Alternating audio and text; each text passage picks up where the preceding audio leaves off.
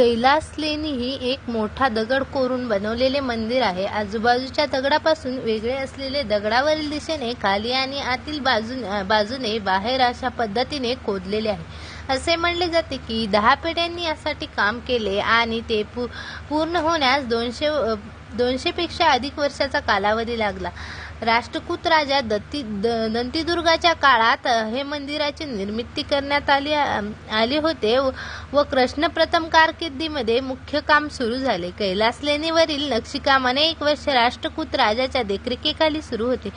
कैलास लेणी हे शिवनिवास म्हणूनही ओळखले जाते आणि प्रसिद्धही आहे. मुख्य मंदिर, नंदी मंडप, प्रवेशद्वार, वरांडा आणि उपमंदिर हे या संरचनेचे मुख्य भाग आहे. संपूर्ण रचना कमानी, खांब, अर्धखांब आणि गवाक्ष यांनी सजवलेले आहे. प्रमुख सजावटीमध्ये देवी देवतांच्या मूर्ती, पुराणे आणि महाकाव्यातील घटना, मिथुन मूर्ती, प्राणी, पक्षी, वनस्पती तथा फुलांची नक्षी आणि भौमितिक आकृती याचा समावेश होतो.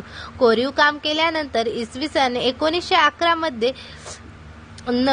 मध्ये मंदिराचे जीर्णोद्धार प्लास्टर पुन्हा रंगवले गेले. मुख्य मंदिराला अनेक प्राणी आधार देत असल्याचे चित्रित कोरण्यात आले आहे.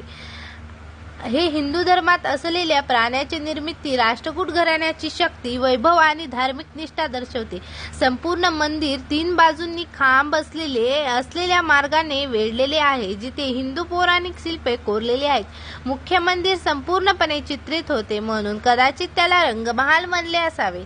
आयताकृती योजना असलेल्या रंगमहालाला 7 मंदिर उंच अधिष्ठान आहे. यावर विशाल हत्ती, सिंह, काल्पनिक प्राणी आणि रामायण महाभारतातील प्रसंगाची दृश्ये सजवलेली आहेत. मंदिराच्या संरचनेत प्रामुख्याने वाद्य मंडप, नंदी मंडप, नाट्य मंडप, अर्थ मंडप,